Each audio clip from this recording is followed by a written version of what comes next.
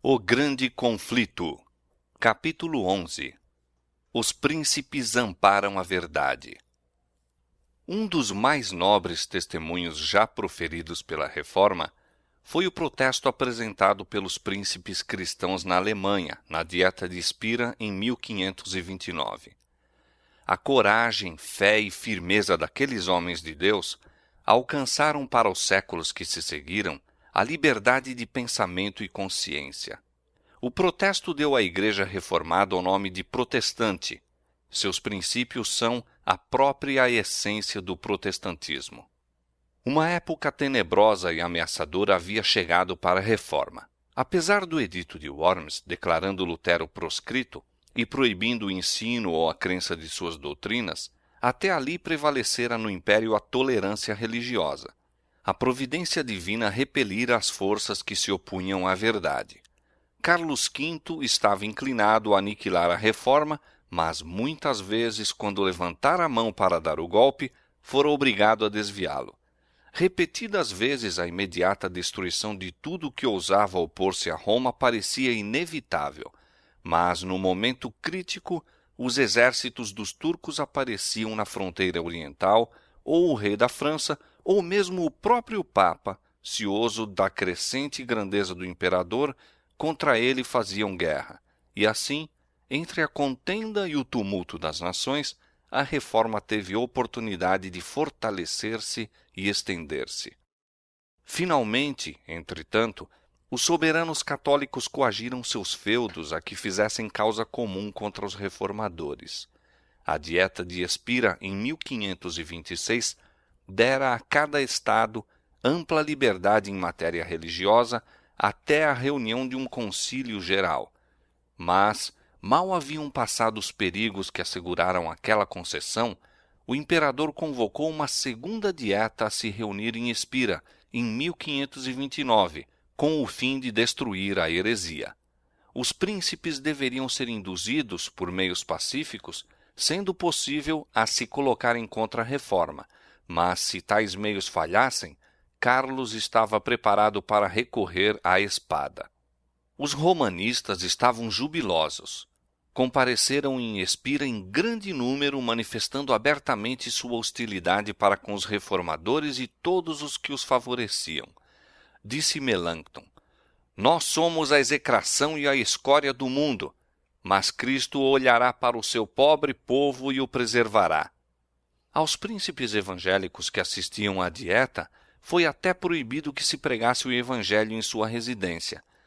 Mas o povo de Spira tinha sede da palavra de Deus, e apesar da proibição, milhares se congregavam para os serviços realizados na capela do eleitor da Saxônia. Isso apressou a crise. Uma mensagem imperial anunciou à dieta que, como a resolução que concedia a liberdade de consciência havia dado origem a grandes desordens, o imperador exigia fosse ela anulada. Este ato arbitrário excitou a indignação e alarma dos cristãos evangélicos. Disse um deles: "Cristo caiu de novo às mãos de Caifás e Pilatos." Os romanistas tornaram-se mais violentos. Um católico romano fanático declarou: "Os turcos são melhores que os luteranos, pois eles observam dias de jejum e os luteranos os violam. Se tivéssemos de escolher entre as escrituras sagradas de Deus e os velhos erros da Igreja, deveríamos rejeitar as primeiras." Disse Melanchthon: "Cada dia, em plena assembleia, Faber lança alguma nova pedra contra nós, os evangélicos." A tolerância religiosa fora legalmente estabelecida, e os estados evangélicos estavam resolvidos a opor-se à violação de seus direitos. A Lutero, ainda sob a condenação imposta pelo Edito de Worms, não era permitido estar presente em Spira, mas preencheram-lhe o lugar os seus cooperadores e os príncipes que Deus suscitara para defender sua causa nessa emergência. O nobre Frederico da Saxônia, protetor de Lutero, fora arrebatado pela morte, mas o duque João, seu irmão e sucessor, alegremente aceitara a reforma e, conquanto fosse amigo da paz, manifestara grande energia e coragem em todos os assuntos relativos aos interesses da fé. Os padres pediam que os estados que haviam aceito a reforma se submetessem implicitamente à jurisdição romana. Os reformadores, por outro lado, reclamavam a liberdade que anteriormente lhes fora concedida. Não poderiam consentir em que Roma de novo pusesse sob seu domínio aqueles estados que com grande alegria haviam recebido a palavra de Deus. Como entendimento, foi finalmente proposto que, onde a reforma não se houvesse estabelecido, o edito de Worms deveria ser rigorosamente posto em execução, e que nos estados em que o povo dele se desviara e não poderia conformar-se com o mesmo sem perigo de revolta, não deveriam ao menos efetuar qualquer nova reforma, não tocariam em nenhum ponto controvertido, não se oporiam à celebração da missa, não permitiriam que católico romano algum abraçasse o luteranismo.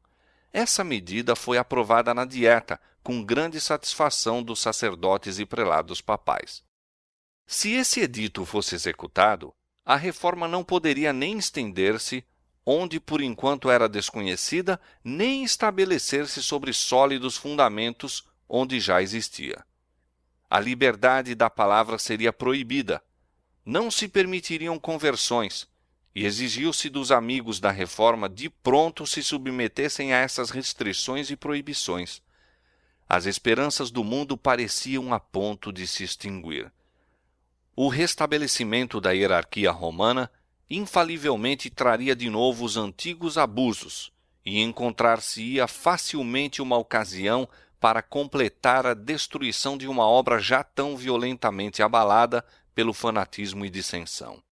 Reunindo-se o partido evangélico para consulta, entreolharam-se os presentes, pálidos de terror.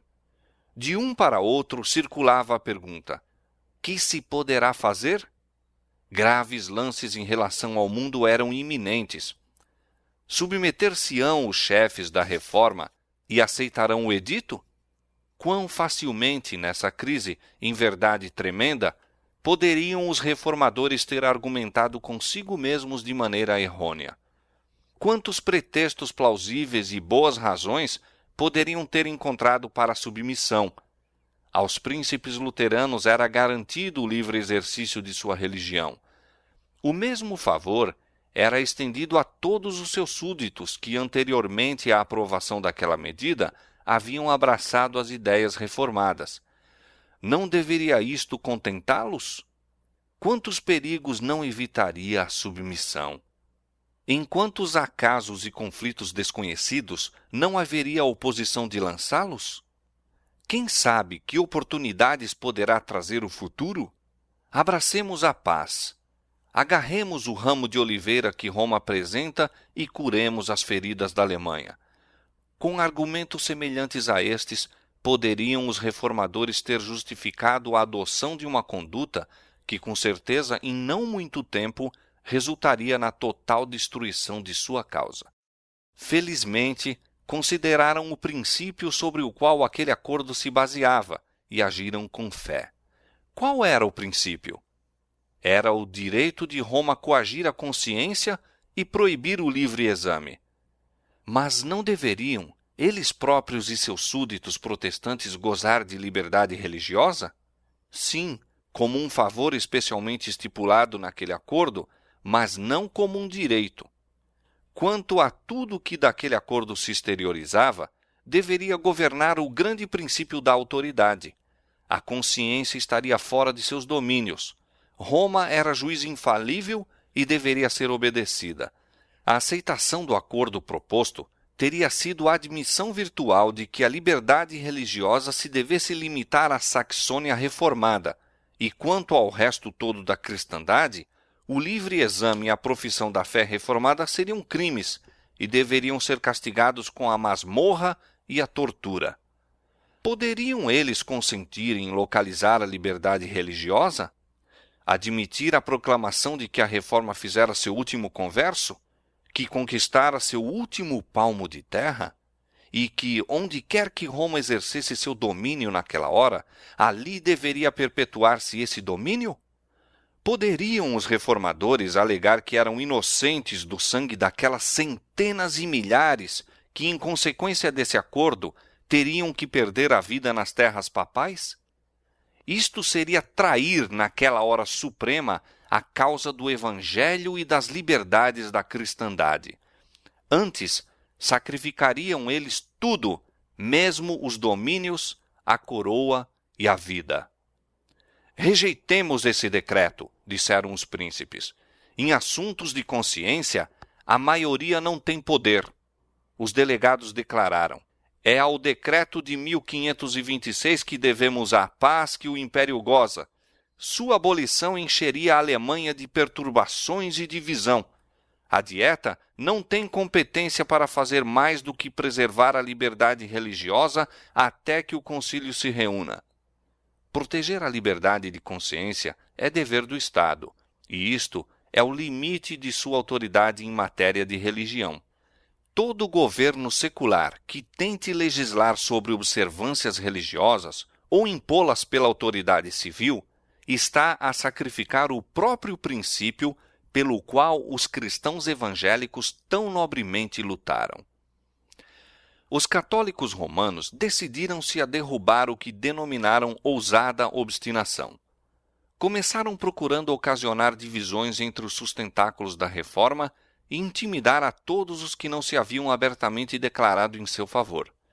Os representantes das cidades livres foram finalmente convocados perante a Dieta e exigiu-se-lhes declarar se acederiam aos termos da proposta. Pediram prazo, mas em vão. Quando levados à prova, quase a metade se declarou pela reforma. Os que assim se recusaram a sacrificar a liberdade de consciência e do direito do juízo individual, bem sabiam que sua posição os assinalava para a crítica, a perseguição e condenação. Disse um dos delegados: devemos ou negar a palavra de Deus ou ser queimados. O rei Fernando, representante do imperador na Dieta, viu que o decreto determinaria sérias divisões, a menos que os príncipes pudessem ser induzidos a aceitá-lo e apoiá-lo. Experimentou, portanto, a arte da persuasão, bem sabendo que o emprego da força com tais homens unicamente os tornaria mais decididos. Pediu aos príncipes que aceitassem o decreto, assegurando-lhes que o imperador grandemente se agradaria deles. Mas aqueles homens leais reconheciam uma autoridade acima da dos governantes terrestres e responderam calmamente: obedeceremos ao imperador em tudo que possa contribuir para manter a paz e a honra de Deus. Na presença da Dieta, o rei finalmente anunciou ao eleitor e a seus amigos que o edito ia ser redigido na forma de um decreto imperial e que a única maneira de agir que lhes restava seria submeter-se à maioria. Tendo assim falado, retirou-se da Assembleia, não dando aos reformadores oportunidades para deliberar ou replicar.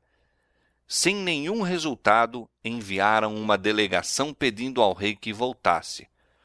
À sua representação respondeu somente: é questão decidida. A submissão é tudo o que resta. O partido imperial estava convicto de que os príncipes cristãos adeririam às escrituras sagradas como superiores às doutrinas e preceitos humanos, e sabia que onde quer que fosse aceito este princípio, o papado seria afinal vencido.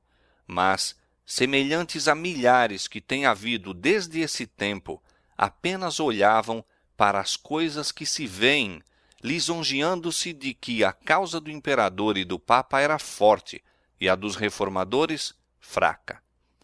Houvessem os reformadores confiado unicamente no auxílio humano, e teriam sido tão impotentes como o supunham os adeptos do papa. Mas, conquanto fracos em número e em desacordo com Roma, tinham a sua força. Apelaram do relatório da Dieta para a palavra de Deus e do imperador Carlos para Jesus Cristo, Rei dos Reis e Senhor dos Senhores. Como Fernando se recusasse a tomar em consideração suas convicções de consciência, os príncipes se decidiram a não tomar em conta a sua ausência, mas levar sem demora seu protesto perante o Concílio Nacional. Foi, portanto, redigida e apresentada à Dieta esta solene declaração: protestamos pelos que se acham presentes perante Deus, nosso único Criador, Preservador, Redentor e Salvador, e que um dia será nosso juiz, bem como perante todos os homens e todas as criaturas, que nós, por nós e pelo nosso povo, não concordamos de maneira alguma com o decreto proposto, nem aderimos ao mesmo em tudo que seja contrário a Deus, à sua santa palavra, ao nosso direito de consciência, à salvação de nossa alma. Que, ratificarmos esse edito, asseveraríamos que quando o Deus Todo-Poderoso chama um homem ao seu conhecimento, esse homem, sem embargo, não possa receber o conhecimento de Deus? Não há doutrina correta além da que se conforma com a palavra divina. O Senhor proíbe o ensino de qualquer outra doutrina.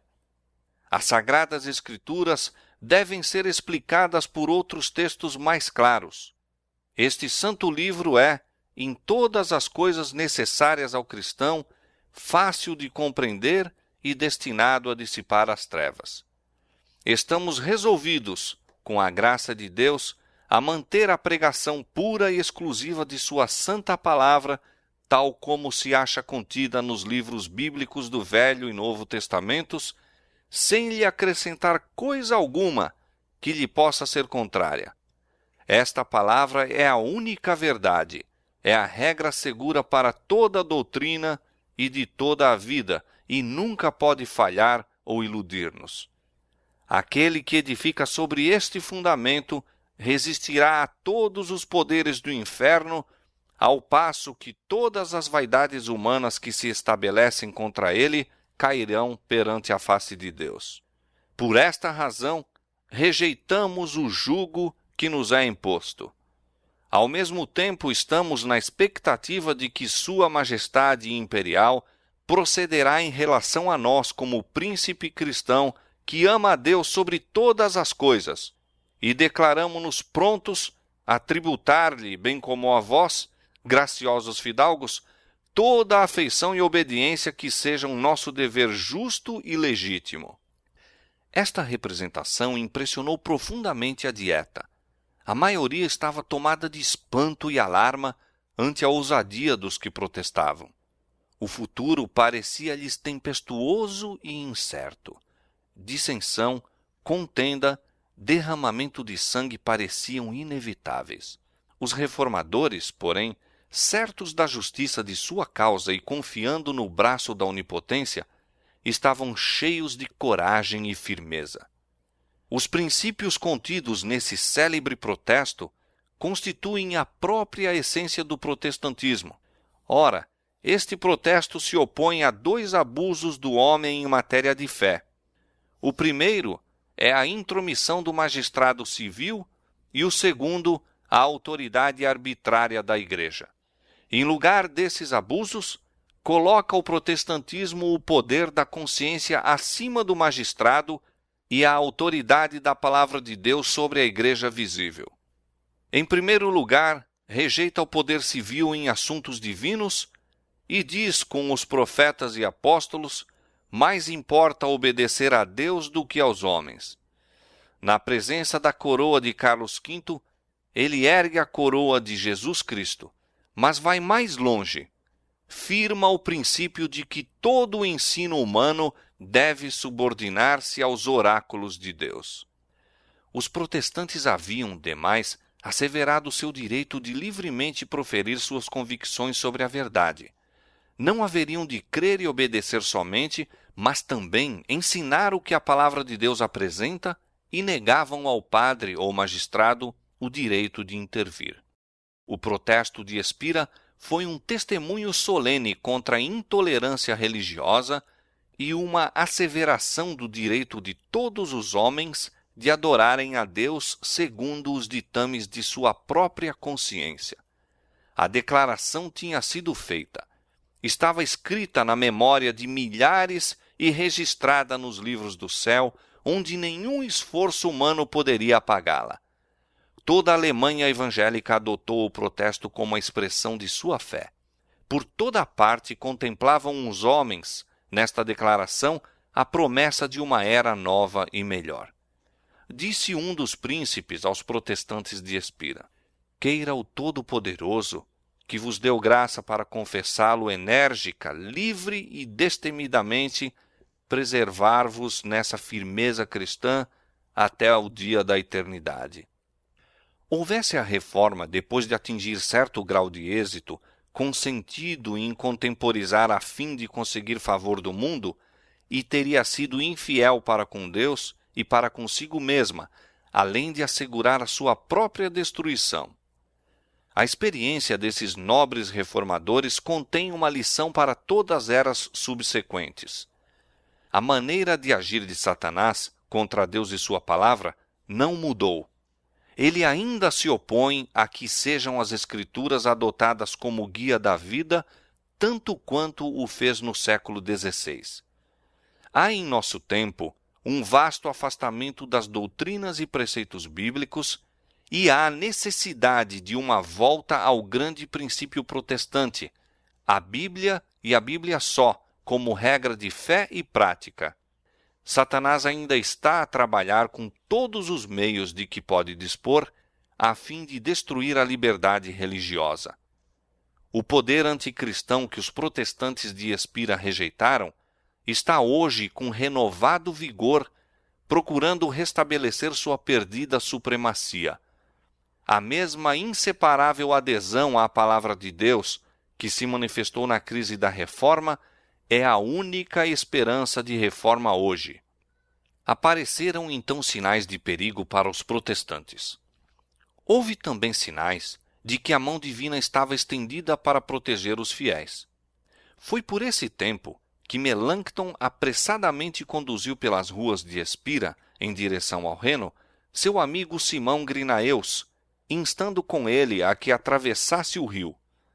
Grinaeus se achava espantado com tal precipitação. Um ancião, de fisionomia grave e solene, mas que me era desconhecido, disse Melanchthon, apareceu perante mim e disse: dentro de 1 minuto, oficiais de justiça serão enviados por Fernando, a fim de prenderem Grinaeus. Durante o dia, Grinaeus ficara escandalizado com um sermão de Faber, um dos principais doutores papais, e no final protestou por defender aquele certos erros detestáveis. Faber dissimulou sua ira, mas imediatamente se dirigiu ao rei, de quem obteve uma ordem contra o importuno professor de Heidelberg. Melanchthon não duvidou de que Deus havia salvo seu amigo, enviando um de seus santos anjos para avisá-lo. Imóvel à margem do Reno, esperou até que as águas daquele rio houvessem libertado Grinaeus de seus perseguidores. Finalmente, exclamou Melanchthon, vendo-o do lado oposto, finalmente ele está arrancado das garras cruéis daqueles que têm sede de sangue inocente. Ao voltar para casa, foi Melanchthon informado de que oficiais, à procura de Grinaeus, a haviam remexido de alto a baixo. A reforma devia ser levada à maior preeminência perante os potentados da terra. O rei Fernando havia se negado a ouvir os príncipes evangélicos, mas a estes deveria ser concedida a oportunidade de apresentar sua causa na presença do imperador e dos dignitários da Igreja e do Estado em assembleia. A fim de acalmar as dissensões que perturbavam o império, Carlos V, no ano que se seguiu ao protesto de Espira, convocou uma dieta em Augsburgo, anunciando sua intenção de presidir a ela em pessoa. Para ali foram convocados os dirigentes protestantes. Grandes perigos ameaçavam a reforma, mas seus defensores ainda confiavam sua causa a Deus e se comprometiam a ser leais ao Evangelho. Os conselheiros do eleitor da Saxônia insistiram com ele para que não comparecesse à dieta. O imperador, diziam eles, exigia a assistência dos príncipes a fim de atraí-los a uma cilada. Não é arriscar tudo, ir e encerrar-se alguém dentro dos muros de uma cidade com um poderoso inimigo? Outros, porém, nobremente declaravam: portem-se tão somente os príncipes com coragem e a causa de Deus está salva. Deus é fiel Ele não nos abandonará, disse Lutero. O eleitor, juntamente com seu séquito, partiu para Augsburgo. Todos estavam cientes dos perigos que o ameaçavam e muitos seguiram com semblante triste e coração perturbado. Mas Lutero, que os acompanhou até Coburgo, reviveu-lhes a fé bruxuleante, cantando o hino escrito naquela viagem: Castelo forte é nosso Deus. Ao som dos acordes inspirados, foram banidos muitos aflitivos presságios e aliviados muitos corações sobrecarregados. Os príncipes reformados resolveram redigir uma declaração sistematizada de suas opiniões com as provas das Escrituras, apresentando-a à Dieta, e a tarefa da preparação da mesma foi confiada a Lutero, Melanchthon e seus companheiros. Esta confissão foi aceita pelos protestantes como uma exposição de sua fé e reuniram-se para assinar o importante documento. Foi um tempo solene e probante. Os reformadores mostravam insistência em que sua causa não fosse confundida com questões políticas. Compreendiam que a reforma não deveria exercer outra influência além da que procede da palavra de Deus. Ao virem para a frente os príncipes cristãos, a fim de assinar a confissão, Melanchthon se interpôs, dizendo: compete aos teólogos e ministros propor estas coisas. Reservemos para outros assuntos a autoridade dos poderosos da terra. Deus não permita, replicou João da Saxônia, que me excluais. Estou resolvido a fazer o que é reto sem me perturbar acerca de minha coroa. Desejo confessar o Senhor. Meu chapéu de eleitor e meus arminhos não são para mim tão preciosos como a cruz de Jesus Cristo. Tendo assim falado, assinou o nome. Disse outro dos príncipes, ao tomar a pena: se a honra de meu Senhor Jesus Cristo o exige, estou pronto para deixar meus bens e vida. Renunciaria de preferência a meus súditos e a meus domínios, deixaria de preferência o país de meus pais, com o bordão na mão, continuou ele, a receber qualquer outra doutrina que não a que se contém nesta confissão. Tal era a fé e a ousadia daqueles homens de Deus. Chegou o tempo designado para comparecer perante o imperador. Carlos V, sentado no trono, rodeado de seus eleitores e príncipes, deu audiência aos reformadores protestantes. Foi lida a confissão de sua fé. Naquela augusta assembleia, as verdades do Evangelho foram claramente apresentadas e indicados os erros da Igreja Papal. Com razão foi aquele dia declarado o maior dia da Reforma e um dos mais gloriosos na história do cristianismo e da humanidade. Entretanto, poucos anos se haviam passado desde que o monge de Wittenberg estivera em Worms, sozinho, perante o Conselho Nacional. Agora, em seu lugar estavam os mais nobres e poderosos príncipes do Império. A Lutero fora proibido comparecer em Augsburgo, mas estivera presente por suas palavras e orações. Estou jubilosíssimo, escreveu, de que eu tenha vivido até esta hora, na qual Cristo é publicamente exaltado por tão ilustres pessoas que o confessam em uma assembleia tão gloriosa.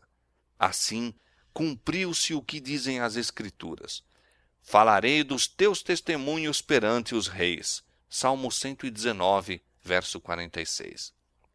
Nos dias do apóstolo São Paulo, o evangelho pelo qual estava preso foi assim levado perante os príncipes e nobres da cidade imperial. Igualmente, nesta ocasião, aquilo que o imperador proibira fosse pregado do púlpito era proclamado em palácio.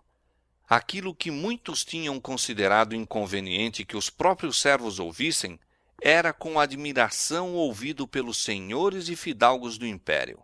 Reis e grandes homens constituíam o auditório. Príncipes coroados eram os pregadores, e o sermão era a régia verdade de Deus. Desde a era apostólica, diz um escritor, nunca houve obra maior nem mais magnificente confissão. Tudo quanto os luteranos disseram é verdade. Não o podemos negar, declarou um bispo romano. Podeis refutar por meio de sãs razões a confissão feita pelo eleitor e seus aliados? Perguntou outro ao Dr. Eck. Com os escritos dos apóstolos e profetas, não, foi a resposta. Mas com os dos pais da igreja e dos concílios, sim. Compreendo, respondeu o inquiridor.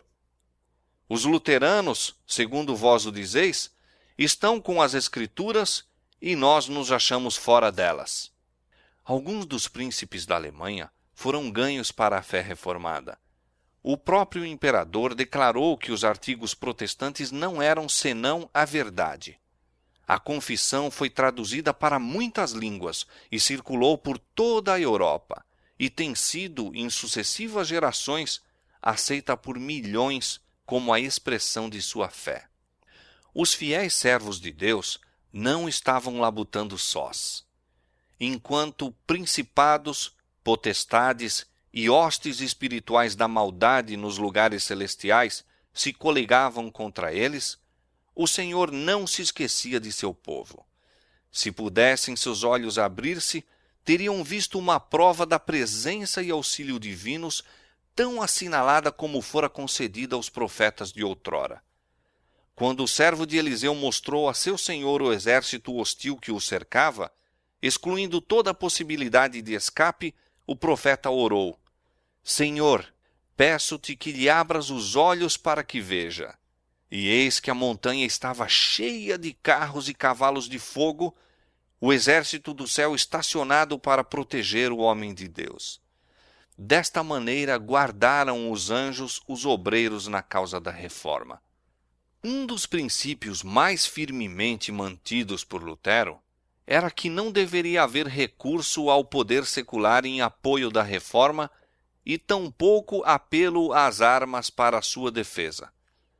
Regozijava-se de que o evangelho fosse professado por príncipes do império, mas, quando se propusera unir-se em uma liga defensiva, declarou que a doutrina do evangelho seria defendida por Deus somente. Quanto menos o homem se entremetesse na obra, mais surpreendente seria a intervenção de Deus em prol da mesma. Todas as precauções políticas sugeridas eram, em sua opinião, atribuíveis ao temor indigno e à pecaminosa desconfiança. Quando poderosos adversários se estavam unindo para destruir a fé reformada, e milhares de espadas pareciam prestes a desembainhar-se contra ela, Lutero escreveu: Satanás está exercendo a sua fúria. Ímpios pontífices estão conspirando, e nós somos ameaçados de guerra.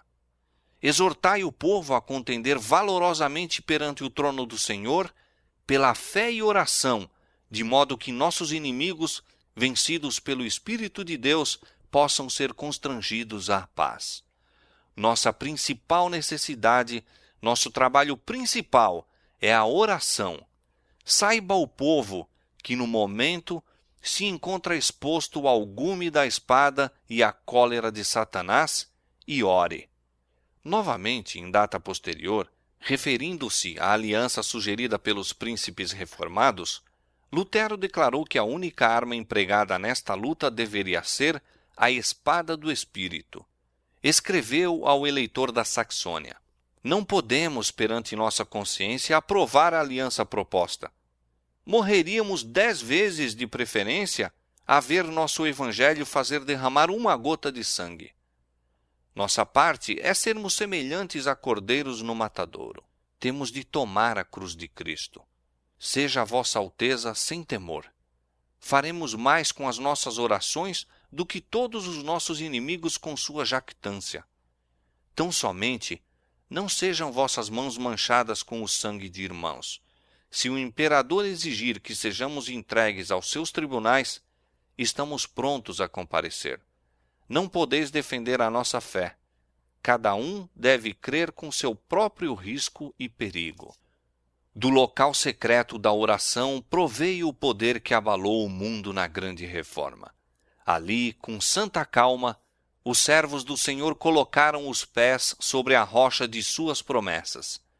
Durante a luta em Augsburgo, Lutero não passou um dia sem dedicar 3 horas pelo menos à oração, e eram horas escolhidas dentre as mais favoráveis ao estudo.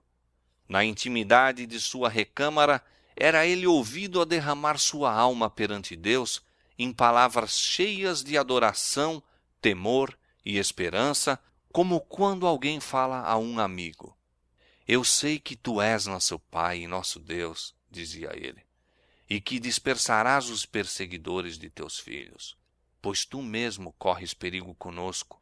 Toda esta causa é tua, e é unicamente constrangidos por ti que lançamos mãos à mesma. Defende-nos, pois, ó Pai. A Melanchthon, que se achava aniquilado sob o peso da ansiedade e temor, ele escreveu: graça e paz em Cristo, digo eu, e não no mundo. Amém. Odeio com ódio enorme esses extremos cuidados que vos consomem. Se a causa é injusta, abandonai-a. Se a causa é justa, por que desmentiríamos as promessas daquele que nos manda dormir sem temor? Cristo não faltará à obra de justiça e verdade. Ele vive, ele reina. Que temor, pois, poderemos ter? Deus ouviu os clamores de seus servos. Deu aos príncipes e ministros graça e coragem para manterem a verdade contra os dominadores das trevas deste mundo. Diz o Senhor: eis que ponho em Sião a pedra principal da esquina, eleita e preciosa, e quem nela crer não será confundido. 1 São Pedro, capítulo 2, verso 6. Os reformadores protestantes haviam edificado sobre Cristo, e as portas do inferno não prevaleceriam contra eles.